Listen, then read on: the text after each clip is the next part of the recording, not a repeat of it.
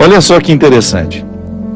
Eu não sabia nem que eu ia falar. Quando eu comecei a cantar a música, eu ia falar da proteção de Deus na nossa vida, mas não sabia que iria desembocar nesse discurso todo da proteção que desprotege, do desconforto da estrada, do deserto, como algo essencial à vida humana, irrenunciável, e que nenhuma visão ingênua religiosa pode nos impedir de compreender a vida assim, né? A dificuldade como um processo natural na nossa vida.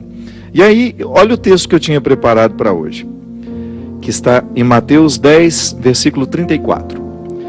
Não penseis que eu vim trazer paz à terra. Não vim trazer paz, mas sim a espada. De fato, eu vim pôr uma oposição entre o filho e seu pai, a filha e sua mãe, a nora e sua sogra, de maneira especial. Não, brincadeira, não está escrito isso aqui não. E os inimigos e os inimigos serão os próprios familiares. Quem ama pai ou mãe mais do que a mim não é digno de mim. E quem ama filho ou filha mais do que a mim não é digno de mim. Quem não toma a sua cruz e não me segue não é digno de mim. Quem buscar a sua vida vai perdê-la, e quem perder a sua vida por causa de mim a encontrará. Não é São Paulo que está dizendo isso, não é João, é Jesus. É um texto dito pelo próprio Mestre. Olha que interessante, minha gente. Quando você olha, quando você percebe que essa palavra dura de Jesus é para nos ajudar a compreender a crueza da vida mesmo. Ele não veio passar manteiguinha no pão. Ele não veio nos propor moleza. O próprio Cristo nos diz que esta espada que ele coloca dentro dos nossos relacionamentos é justamente para nos fazer crescer. É para estabelecer bem os papéis. É a experiência do enfrentamento. Que isso a gente vai viver a vida inteira. Não pense você que sua relação com sua mãe é uma relação bonita que jamais será questionada. Não, não é assim não. A relação mãe e filha, se você não estabelece esse enfrentamento no momento certo, a paz não chega. Porque fica aquele conflito velado. Não é assim? A mesma coisa na nossa relação dentro de casa, quando você percebe que está existindo um conflito que nunca se resolveu, porque as questões nunca foram colocadas para fora. A gente nunca teve coragem de colocar na mesa. Eu me lembro direitinho. O dia que porque o mineiro tem muita dificuldade de estabelecer um embate com a própria mãe. A mãe é um território sagrado que a gente não tem coragem de questionar, né? E eu me lembro que isso é muito cultural. A gente vem de uma família, de uma estrutura cultural matriarcal, onde a mulher tem um poder muito grande. E eu me lembro direitinho quando me chegou essa consciência, e eu falei com a minha mãe: mãe, eu amo tanto a senhora, mas eu sou também capaz de odiá-la. Aí a gente leva aquele susto, né? Um filho odiar a sua mãe, não o ódio no sentido de querer matar, jogar pela janela, não é isso não.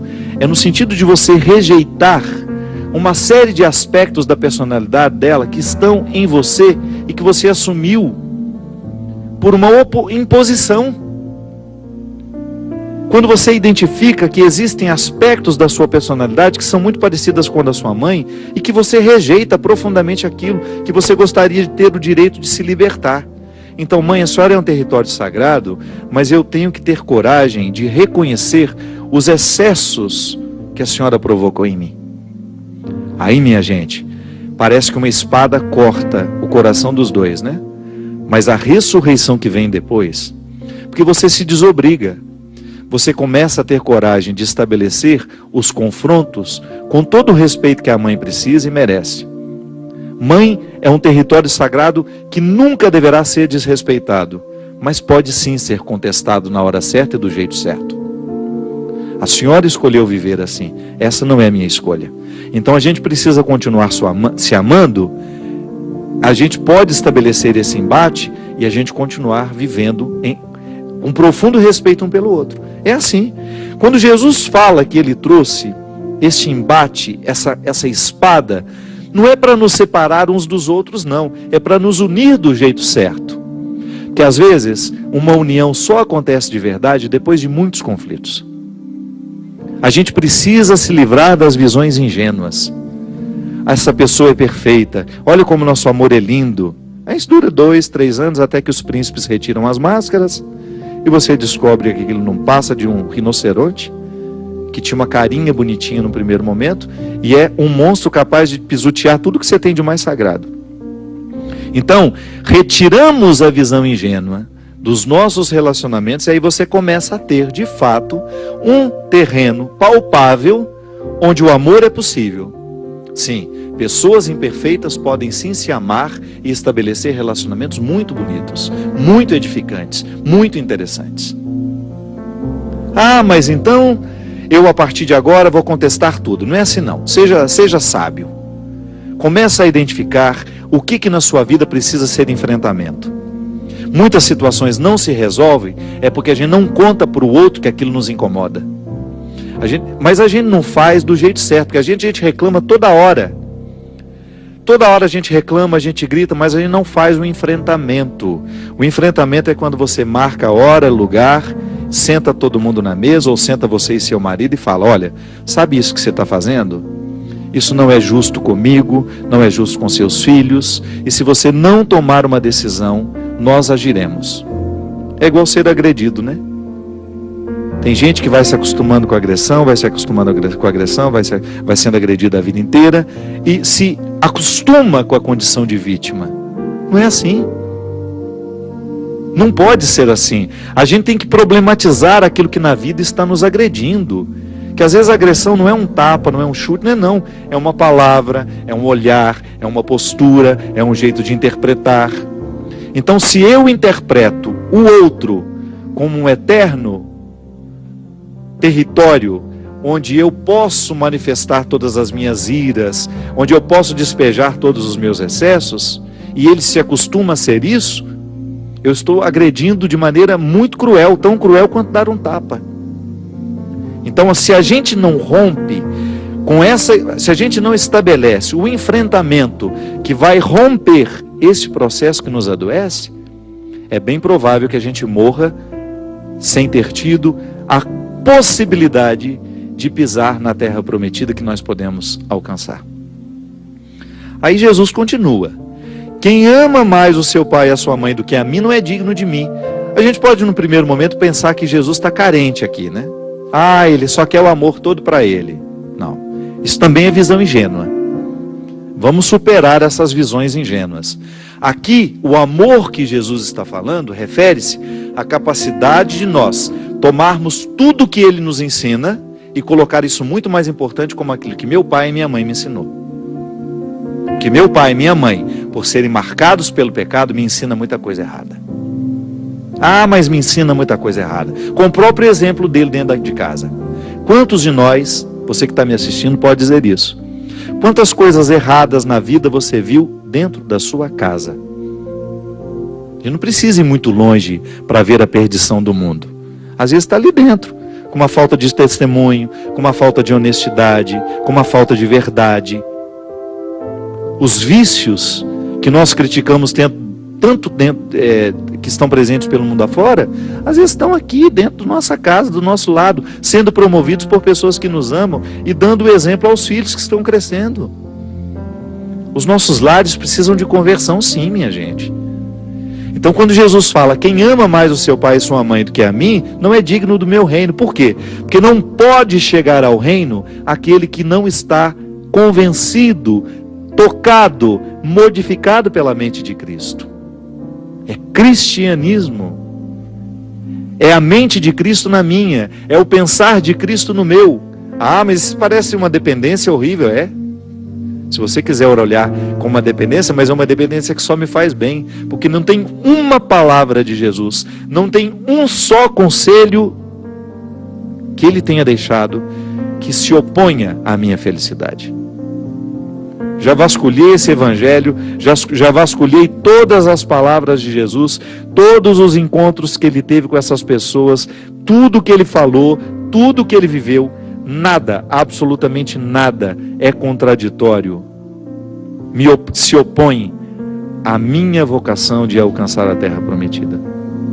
Porque Jesus não me coloca numa redoma Ele não me coloca numa compreensão ingênua de que Deus fará tudo por mim. Em nenhum momento ele fala disso.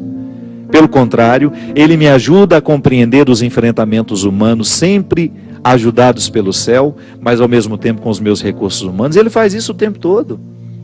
Ele recruta o que há de melhor nas pessoas que ele encontra, para que elas tenham condições de viver os seus enfrentamentos.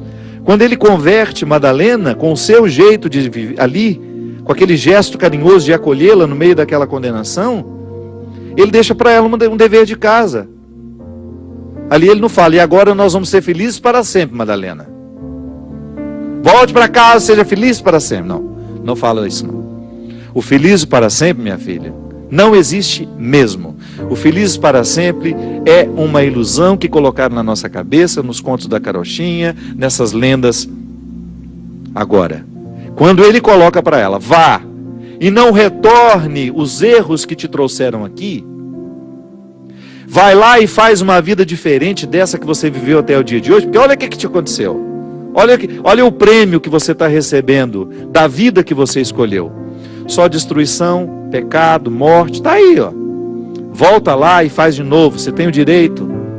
Volta lá, começa de novo, como se fosse o primeiro dia da sua vida.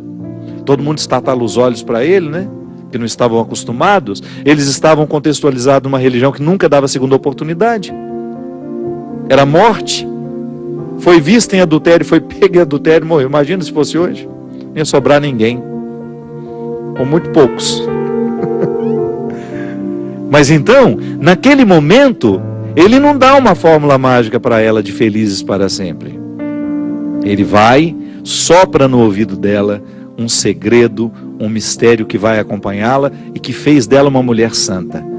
Vá e não peques mais. Sabe o que é isso, minha gente?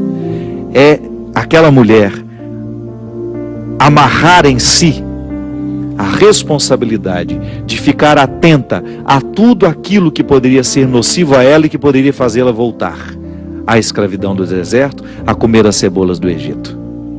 Da mesma maneira naquele exemplo, da mocinha que precisava ter terminado aquele namoro há 5 anos atrás, não terminou, ficou num vai e volta, não vai e volta, não vai e volta, e perdeu um tempo precioso da sua vida, que poderia ter encontrado uma pessoa que iria amá-la de verdade, que iria fazer a vida dela ser um pouco melhor. Por quê? Não porque ele iria ser o príncipe encantado dela. Não, porque ela encontraria alguém, talvez, que estivesse mais disposto a viver com ela os desconfortos da travessia do amor. Porque amor, você acha que isso é bonitinho? Que é maravilhoso? Que é isso, que é aquilo? Vai amar para ver. O saco de sal que se precisa comer diariamente junto. Estou errado, Christian? No relacionamento de amizade, no relacionamento entre marido e mulher, entre mãe e filho, o amor não é uma fórmula mágica não, minha gente. Amor dói.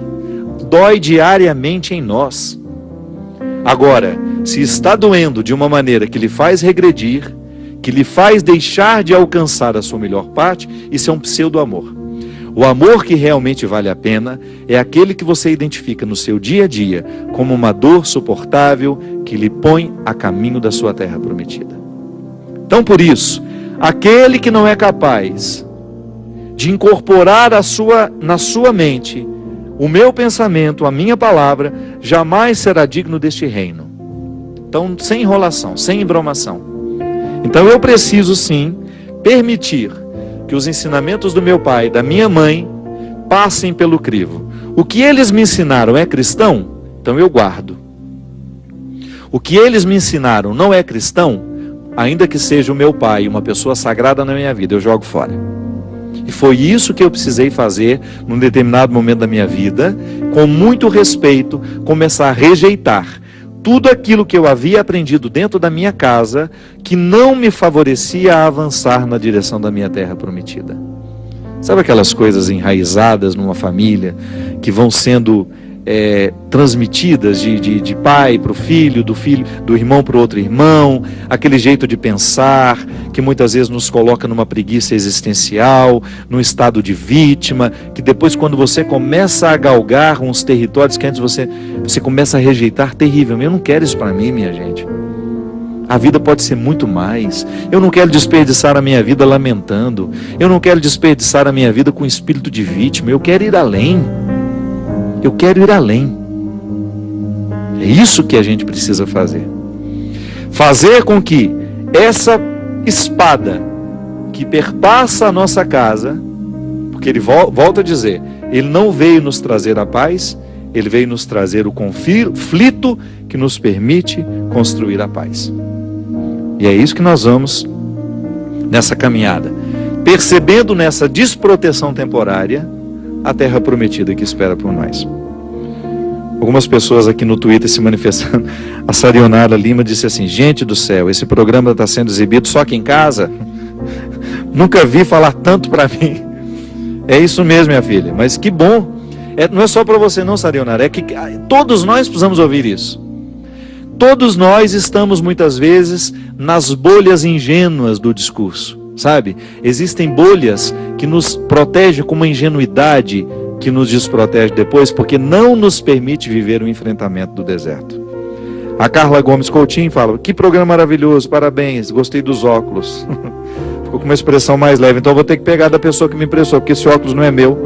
Eu esqueci o meu em casa e eu precisava de ler quando eu tomei cegueta, então eu peguei emprestado de alguém aqui. Já vou ficar com ele para mim depois. Se tem programa melhor, eu não conheço. A Leila, muito obrigado, Leila. Sei que entendo porque é só um por semana. Padre Fábio é um maluco muito sábio, Júnior Oliveira. Obrigado. A palestra do Padre Fábio hoje está ótima. Hoje nem é palestra, tá vendo? Estou falando tanto que está parecendo palestra. É só um programa que eu deveria estar falando de outras coisas. Quero convidar você para fazer comigo a peregrinação Obra de Maria junto com a Canção Nova, programando uma viagem maravilhosa para a Itália e Medjugorje, do dia 17 de março até o dia 29. Nós passaremos por Roma, Assis, cidades importantes como a cidade onde nasceu e viveu Padre Pio. Vamos passar em Lanciano, onde tem aquele milagre eucarístico maravilhoso. Passaremos por Roma e depois iremos a Medjugorje, viver o despojamento daquele lugar e tudo aqui que aquele despojamento pode nos ensinar. Então venha conosco.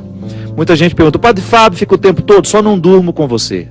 Mas o tempo todo eu acompanho o grupo, faço questão de estar nas oportunidades. Você que já peregrinou comigo sabe. Algumas pessoas ficam querendo saber detalhes, né? Que horas eu vou me levantar? Não, isso a gente não. Venha para a peregrinação desejoso de fazer uma experiência bonita através dessa viagem. É o que a gente pretende. Fazer avançar o nosso processo de fé. Veja bem, eu já tinha escolhido aquela passagem bíblica porque uma pessoa também havia me mandado, o Sérgio, que é lá da Paraíba, ele havia me mandado uma questão que envolve isso. Padre Fábio, boa noite. De uns dias para cá eu tenho tido uma visão em relação a toda essa maldade existente que há no mundo. Até um tempo atrás eu costumava pensar que tudo isso era fruto do pecado de Adão e Eva. E ultimamente eu venho entendendo que o pecado não veio por meio de Adão e Eva, mas sim lá no céu, quando o anjo Lúcifer se rebelou contra Deus e foi expulso do paraíso. E esses anjos estão aqui entre nós espalhando o mal. Então, como posso compreender, Padre? Foi Deus quem errou? Por que com todo o seu poder permitiu que antes do homem o pecado, a traição estivesse entre os seus anjos? Que poder é esse do demônio? Que até a Bíblia, Jesus diz que não veio trazer a paz, mas sim a espada. Por favor, Padre, eu preciso de uma orientação. Sérgio, muito inteligente a sua questão. Realmente, quando você pensa que Lúcifer é o anjo da luz, né, que se rebela contra Deus porque ele queria ser como Deus, isso antecede realmente a experiência, sei lá, porque a gente não pode contextualizar no tempo, né? Mas de maneira a compreender pela Sagrada Escritura, você tem então um Adão e Eva, digamos assim, depois dessa experiência do anjo decaído, né? Porque se lá está a serpente que materializa essa presença do mal do mundo, inclusive, tadinha, é uma injustiça, né? Eu fico pensando que para as cobras, né? Que é uma criatura que tem o seu papel no mundo, às vezes a gente mata uma cobra tão justificado, né? Essa cobra pode me fazer mal. Sim, a gente está aí. O mito presente, né? Essa narração, vou falar mito, não se pode confundir você, né? Essa narração que está em Gênesis, colocando a serpente como aquela que representa o mal, e seduzindo Adão e Eva, é como se houvesse realmente uma ação que antecedesse esse pecado. O mal já estava presente no mundo. E ali, meu filho, a gente não pode ficar perdendo muito tempo em querer compreender a origem do mal. Porque é como você querer enxugar o gelo. Aí não chega a nenhum resultado. Você vai enxugando, ele vai brotando água, vai brotando água. O importante é a gente conviver com essa compreensão de que o mal está presente no mundo. E que o pecado, essa experiência que nós identificamos em Adão e Eva como algo que vai gerar para nós, é um erro que gera consequência, é um erro que gera uma herança, isso é, eu estou marcado pelo pecado porque eu sou um filho de Adão. Tudo isso é resolvido no momento em que o Cristo assume este pecado e o redime, através do mistério da encarnação, da sua morte, da sua ressurreição. Então, nós começamos a resolver o conflito assim. Eu trago dentro de mim as marcas de Adão, porque eu sou humano, eu sou frágil, eu tenho que estabelecer uma convivência com esse meu limite, como eu dizia, eu preciso fazer esse enfrentamento diário, preciso olhar para mim, para as minhas misérias e sem nenhuma hipocrisia lidar com elas. Eu não posso guardar isso na gaveta e fingir que não existe, não. Eu sou ciumento, eu sou desonesto, eu sou mentiroso, eu sou infiel. Estou dizendo, né? Todos nós temos esse monte de pecado. Não estou dizendo que eu sou tudo isso aqui não, né? Estou só dando o exemplo, que eu faço um esforço diário para não ser, mas eu trago tudo isso dentro de mim. É só você permitir dar corda aos seus desequilíbrios e você vai ver onde você vai. É impressionante como, se a gente não cuida do que é precário em nós, como isso se multiplica e cresce. Então, eu estou com todas as marcas de Adão em mim, você está com toda essa tendência ao mal, tendência ao maligno, que você pode compreender a partir da Sagrada Escritura, você pode compreender de outra forma. O importante é que você não negue que o mal existe. Agora, eu também não posso me esquecer que eu estou sob o fluxo da graça, no influxo da graça. Eu estou neste movimento de purificação. Cada vez que o Cristo vence os poderes de Adão em mim, o meu cristianismo se aflora como um testemunho muito positivo para o mundo. Então eu tenho como uma possibilidade lidar através dos meus enfrentamentos com as minhas questões adâmicas e transformar tudo isso que é miserável em mim em realidades bonitas que me fazem semelhantes ao Cristo. Então o caso não está perdido, né? Nós estamos sempre com a possibilidade de sermos beneficiados pela ação graciosa de Cristo em mim, em você, que nos salva diariamente de tudo aquilo que nos faz perder. Perder a vida, perder a beleza das coisas. Deus nos salva diariamente através de Cristo. Sua missão específica é essa.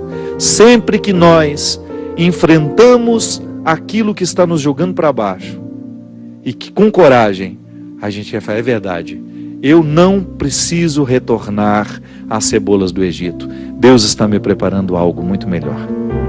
Então, enfrente a vida como ela merece ser enfrentada.